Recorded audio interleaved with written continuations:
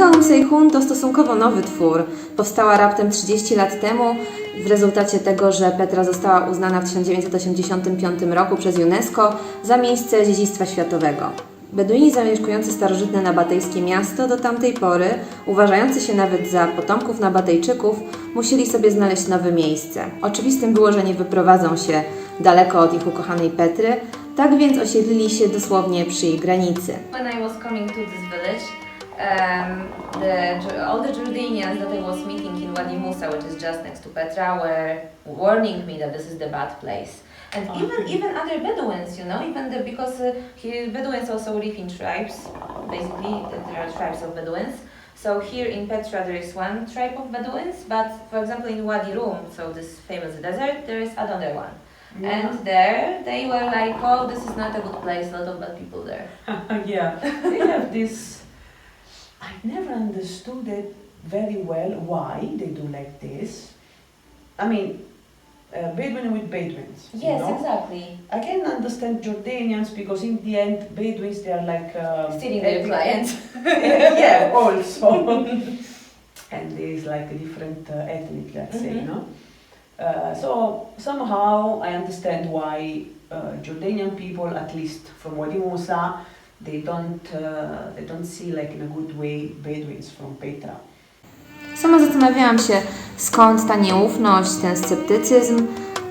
Nieco światła na sytuację rzuciła moja rozmowa z Krystyną oczywiście, ale także fakty.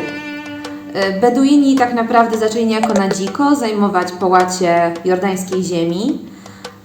Zaczęło się od paru chatek, mniej lub bardziej prowizorycznych, które rozrosły się w mniejsze lub większe osady. I nie mówimy tutaj tylko o Petrze, mówimy tutaj też o różnych miejscach tak naprawdę w całej Jordanii. W drugiej połowie XX wieku król Hussein niejako zalegalizował ten stan, uznając, że ziemie, które Beduini już sobie zajęli, powinni zatrzymać, że tak powiem.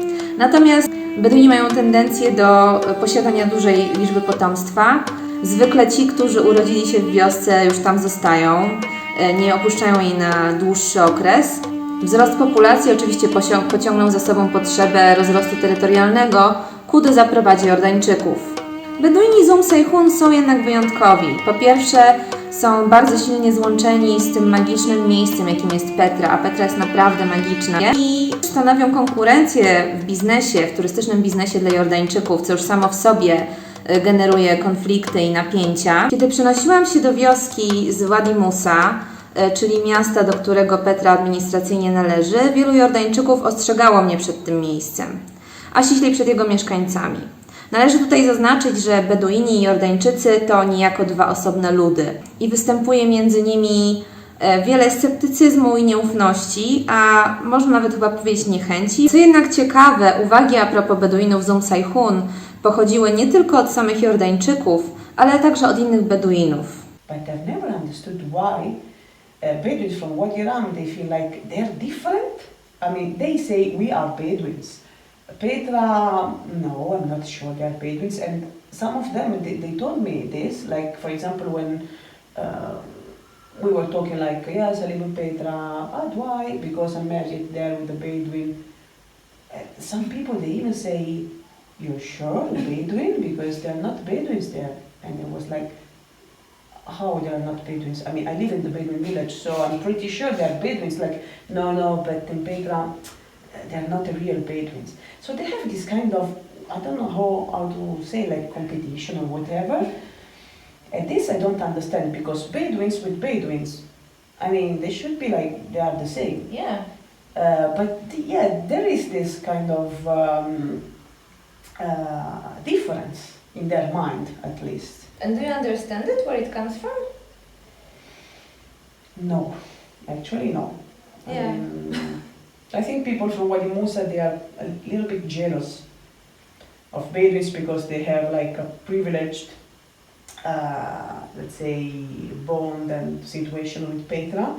So somehow people from Wadi Musa, they feel like excluded from Petra because Petra is for the Bedouins. I mean, and this is true historically, because the Bedouins, less than 40 years ago, they used to live inside Petra. I mean, inside. In the caves, Yeah, yes. in the caves. In 1985, UNESCO declared Petra as World Heritage. So that's why the government decided to move the Bedouin out of Petra. And here we are in the villages. Yeah, and they built the village because they decide now the Bedouins of Petra, they must live in the village mainly. Jeszcze jednym tematem, którego z Krystyną w trakcie naszej rozmowy nie poruszyłyśmy, jest relacja Beduinów z władzami, z policją głównie. Jest to relacja trudna.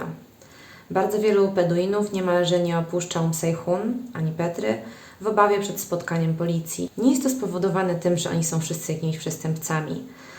Niestety w areszcie wylądować można w Jordanii bardzo łatwo. Wystarczy, że nie zapłaci się grzywny. Beduini przy swoim wolnościowym podejściu i trochę postrzeganiu Petry jako własnego domu nie do końca przestrzegają wszystkich przepisów, tak więc w areszcie mogą wylądować nawet za zrobienie sobie ogniska w określonych obszarach, czy też za coś tak śmiesznego jak wjechanie na osiołku do niektórych partii Petry, gdzie jest to ogólnie zabronione. Zdarza się, że ktoś na przykład po prostu zobaczy bójkę czy kradzież i wydaje mu się, że akurat zobaczył danego Beduina i zgłasza go do turystycznej policji, o której będzie mowa za chwilę. W efekcie taki Beduin musi iść do aresztu bądź zapłacić grzywnę, jeśli tego nie zrobi, to iść do aresztu. Zważywszy, że Beduini pracują z turystami i wielu z nich też utrzymuje swoje rodziny, taka sytuacja oznaczałaby, że po prostu przez ileś dni, przez załóżmy ponad miesiąc, ich rodziny nie miałyby żadnego dochodu.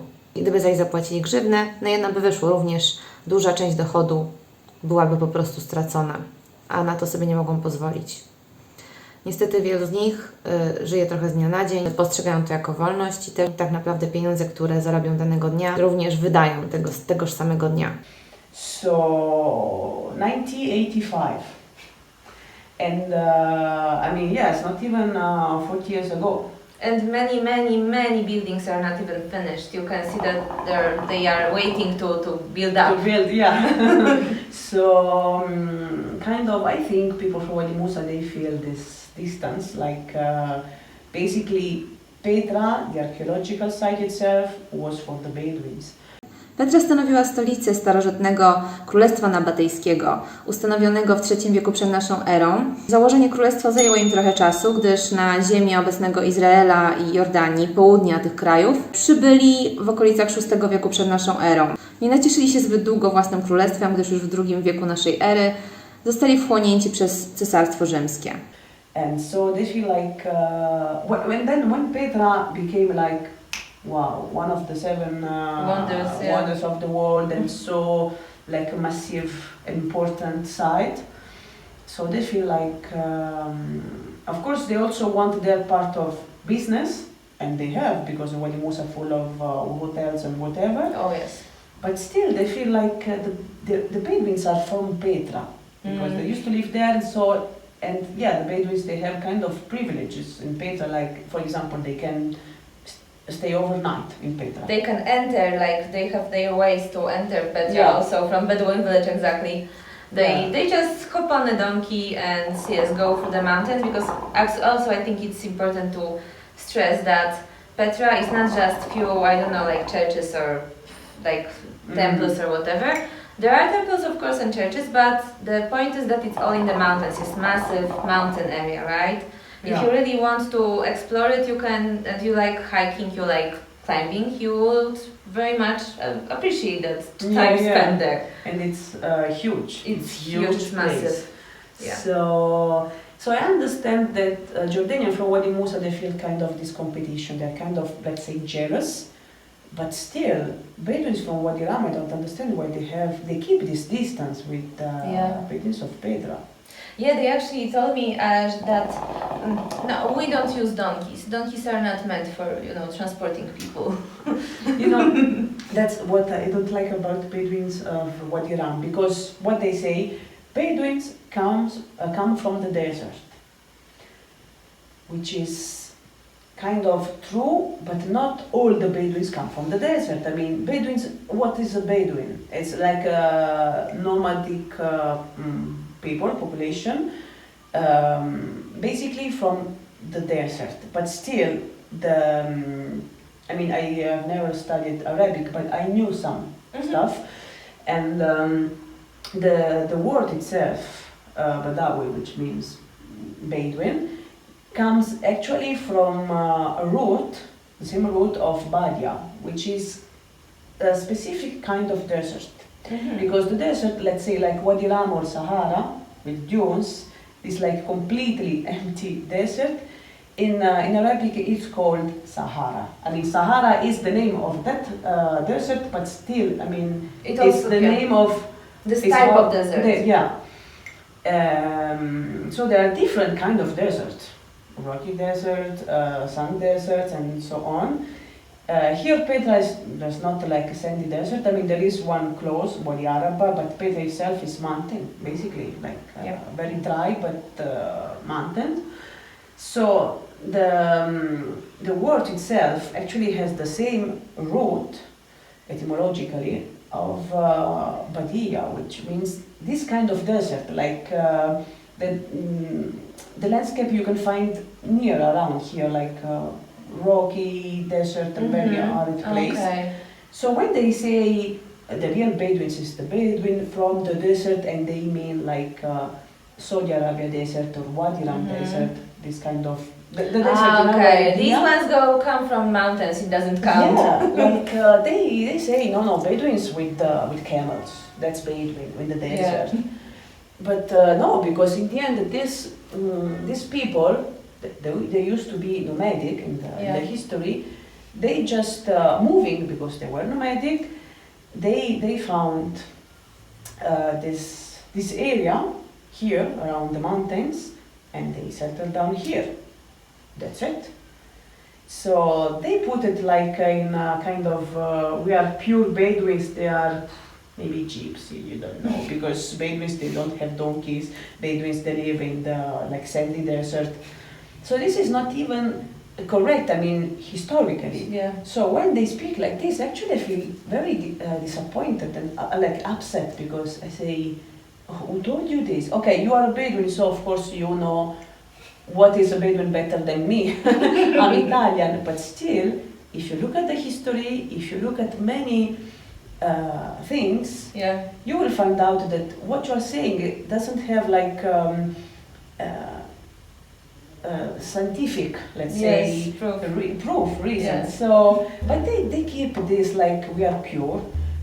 Petra, not Bedouins. I don't know what they are, but they are not Bedouins. Like, but come on. Yeah, but you know, also there are these articles on the internet, and were not saying that there were some tourists, because one of the things that you do here is to go with Bedouins to the cave, right? They are not supposed to be doing that, but we know. No. Yeah. But so supposedly there were cases where these Bedouins were dragging girls and abusing them. And of course, I mean, I assume that that there might have been such incident. I'm not saying no.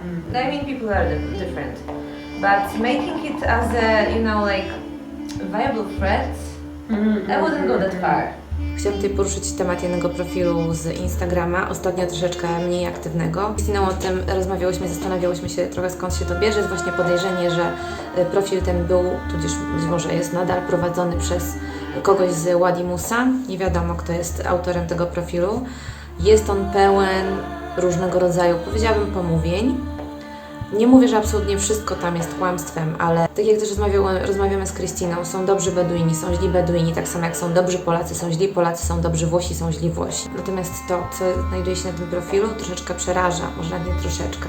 Na tym profilu znajdują się nawet hasztagi male prostitute, męska prostytutka. Jest mnóstwo historii kobiet, które zakochały się w Beduinie i na przykład zaczęły dawać Beduinowi pieniądze. Jedną z takich atrakcji Petry właśnie oferowaną przez Beduinów jest kolacja w jednej z jaskiń w Petrze. I z tym również wiążą się pewne historie tam opisywane, jakoby kobiety miały podawane narkotyki, a następnie były wykorzystywane seksualnie. Wierzę, że te historie mogły mieć miejsce, natomiast wskazywanie tylko jednej grupy ludzi jako sprawców budzi we mnie duże wątpliwości. Absolutnie nie mam zamiaru tutaj mniejszać ofiarom. Są tam nawet relacje, w których Beduini są pokazywani z imienia, ich twarze są pokazywane z ich imionami i oczywiście jest tu sugerowane, że właśnie oni są tymi skamerami, że to oni są tymi oszustami. I część z tych ludzi ja znam, z częścią z tych ludzi się zadawałam, z częścią tych ludzi spędzałam czas i mogę Wam powiedzieć, że nie, nikt mnie nie nafaszerował narkotykami, nie wykorzystał, nikt mnie nie okradł, nikt ode mnie nie wyłudził pieniędzy. Podkreślam, nie umniejszam ofiarą. Wierzę, że historie opisywane tutaj na profilu oraz w wielu artykułach w sieci mogły mieć miejsce. Natomiast skupienie się tylko na jednej grupie ludzi, określając ich jako sprawców, jest nie w porządku. Za całkowicie niedopuszczalną uważam sytuację, w której pokazuje się czyjś wizerunek z podpisanym imieniem, a więc nie pozostawiając wątpliwości co do tożsamości takiej osoby, zarazem nie pozostawiając takiej osobie żadnej możliwości obronienia się, przedstawienia swojej wersji wydarzeń.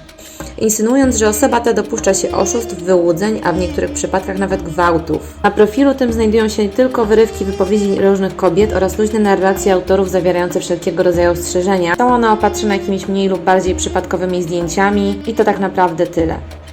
Dowodów na poparcie którejkolwiek z wypowiedzi brakuje. Warto zaznaczyć, że tego typu publiczne oskarżenia w Europie na przykład można by zgłosić na policję jako zniesławienie bądź wnieść pozew do sądu cywilnego przeciwko autorom profilu. Tak jak wspomniałam, poza indywidualnymi oskarżeniami mowa jest również o absolutnie wszystkich Beduinach w Petrze i nawet ich rodzinach.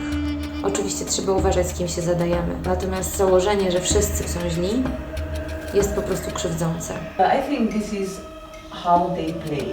Like maybe once or twice, I don't know, maybe it happened because you cannot say that, like I cannot say all Italians are wonderful. Of course, there are like not good people and good people. This is like normal all over the world. You find good people and people that maybe are not so good and so on. So maybe it happened. I don't know. I never spoke to person like be scammed or this. Okay, maybe it happened. But they took this maybe isolated episode to make it like they are the Bedouins, they are bad, they do this. They see about the Bedouins from this specific village on top of that. That's like... So like, but this is kind of game. They play this game to make people like a tourist feel Bedouins, they are bad people. Don't trust them, they are not Bedouins, they are something else, so avoid them. But you know, if you think about it, I wouldn't be surprised if people who actually hurt somebody it weren't actually even Bedouins. They were just some randoms who, happened to pick up someone in Petra and they were like, I'm Bedouin, look, I have this thingy on my head. And, I have the scarf and I'm Bedouin. Like, and I have, a makeup, so... Yeah, and actually, what happened to me, like, but to everybody, it's like, many people from Wadi Musa, they call themselves Bedouin, even if they know they are not Bedouins, but when somebody talk to me and they don't know me, that I'm living here, so I know the difference. And for example, people from the bazaar just in front of Petra. I think today or yesterday I was just asking like a price or something like this, and the guy say, we'll make a good price for you, I'm Bedouin like this, and I know it's not Bedouin, it's from Wadi Musa, so they even use their name to make like people think that they are Bedouins. Yes, so they can say, I bought it from the real Bedouin. And so sometimes what happened that they say they are Bedouins, and people they believe because a tourist they think Bedouin, Bedouin, they don't know the Bedouins and they cannot distinguish, So if something bad happened and the guy just said I'm a Bedouin, so the Bedouin they do like this.